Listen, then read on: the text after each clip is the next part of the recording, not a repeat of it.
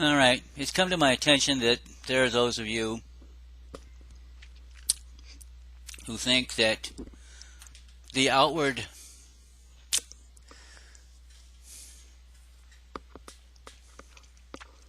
manifestations of my current condition are causing people to stumble. Like, for example, my rolling cigarettes and smoking them on the cam here so that you can see it. I roll my own cigarettes. It's pipe tobacco. You know, it's a lot cheaper than buying the factory made. A lot fewer chemicals. But I don't worry about it. So you see, the blood of Christ is on me so that no matter what substance I take into me, if I drink any deadly poison, for crying out loud, do you know what that means? It means, never mind whether these things are harmful in the world. Okay? Everything in the world is harmful without the blood of Christ on you. But with the blood of Christ on you, it filters out the damaging effects. It filters them out. Nothing can pass through the blood that He will not allow. It is our filtering mechanism. It filters out all the damaging effects of the world in which we live.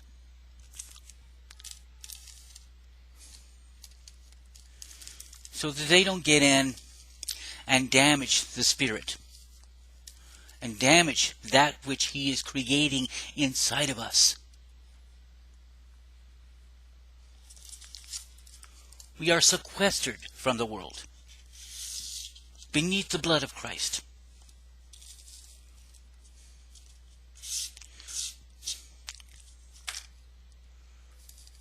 All these things we do, we put on an outward show of righteousness. But inwardly, the root of our sin is still intact. This is why Jesus complained to the people. He said, look, he says, you clean the outside of the cup. You clean the outside of the cup, but the inside is filthy, it's dirty, it's disgusting. Now you can put it up on the shelf in your china cabinet and it'll look beautiful and everything, but don't drink out of it.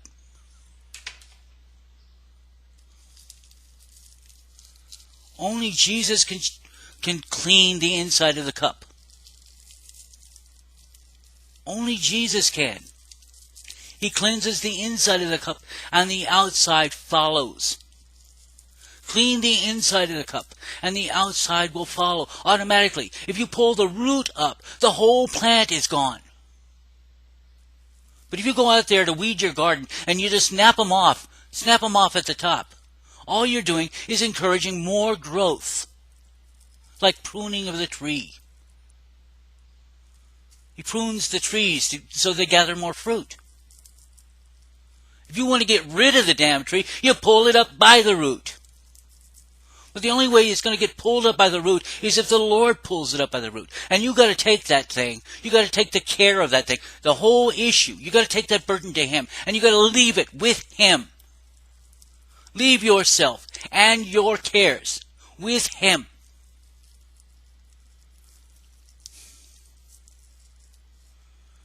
You see, I'm here to prove what is right in the sight of God. And to do that, I've got to prove what is not right in the sight of God. Process of elimination.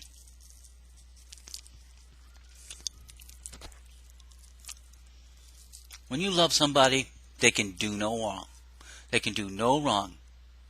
You love them. You see past their mistakes. You see past their flaws. You see past the mole on their nose. Whatever, okay? You see past all of that. You love them. And that's the most important thing. That fulfills the whole law of God. That you love them. And if they love you, they don't see your faults. You could cuss like a sailor. They never hear it. Their heart filters that out. They don't hear it. Why don't they hear it? Because there's no offense in it.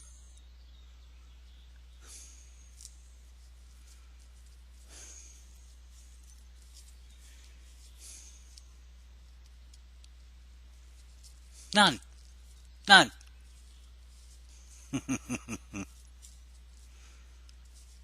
I had a girlfriend that said, every time you say fuck you, it means you're right. You know, every time she said fuck you, it means you're right. All right? Now you're going to get terribly offended just because I dropped the F-bomb on you. Well, get used to it. Okay? I'm going to drop the F-bomb quite a bit. Okay? That's me. That's who I am. I cuss like a sailor. Why? Because Jesus wants to save the sailors too. He doesn't care about the language that they use.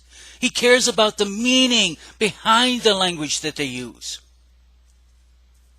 He cares about the tone that you set in the language that you use.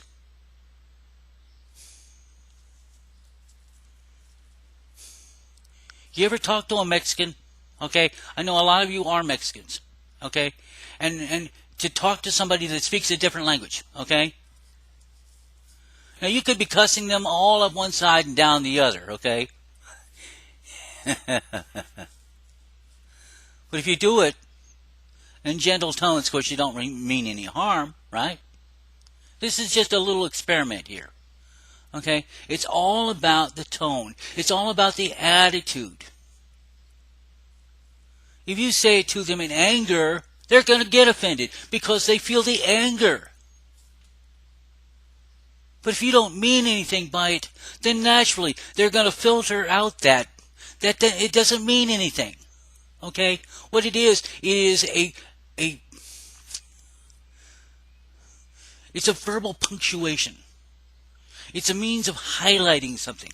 It's a means of drawing emphasis to something.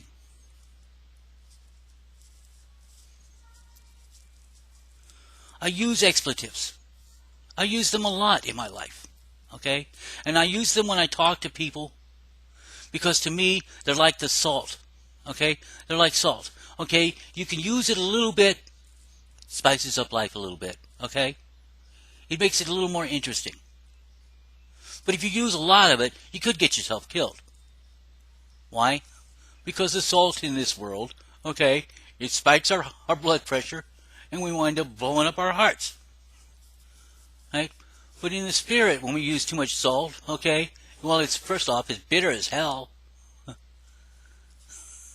And if we go around bitterly cussing at people, well, we could get ourselves killed.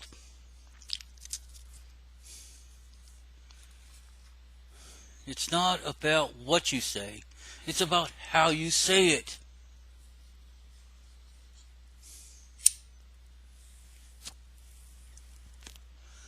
It's about what you mean when you say it. Get used to this canvas that you see. Get used to this canvas that you see. And start looking past it. Look into it. See what's inside of it that's coming out to you. That's reaching out to you. And saying, relax. You do not have to walk on eggshells in the presence of God.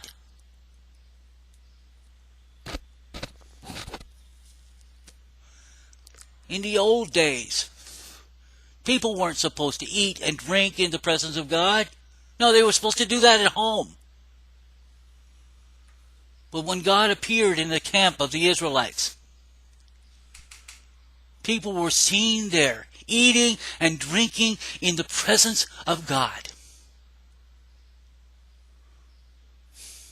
Well, I got news for you. That was the shadow of things to come, as in darkness, shadow. And the law of Moses was not the light. It was the shadow, okay, as in darkness. And the law of Moses kept people in darkness with a veil over their hearts.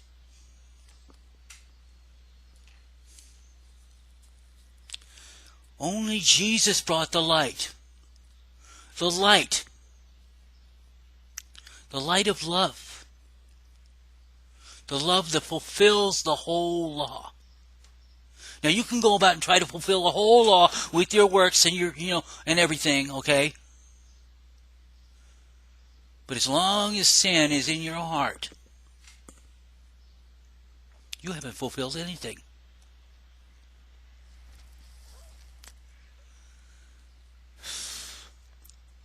Love fulfills the whole law. Why? Why does love fulfill the whole law? Because love is self-sacrificing.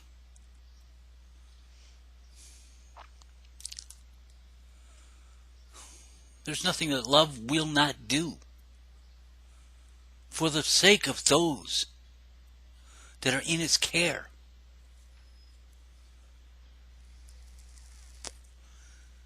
I have to objectify love for you to understand it.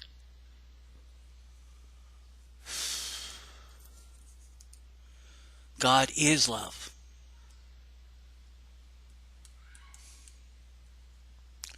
Love fulfills the whole law. Let love fulfill the law, and you stop trying.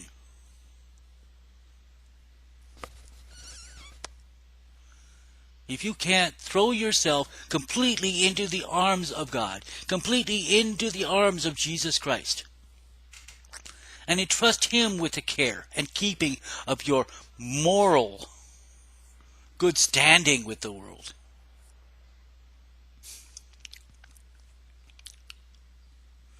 then you never really knew Him at all. You want to know Him? Put it to the test.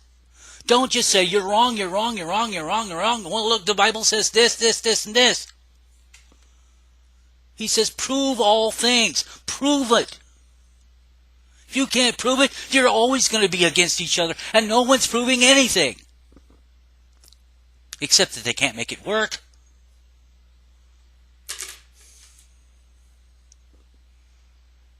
Prove your love. If you can prove your love, then you have proved all things.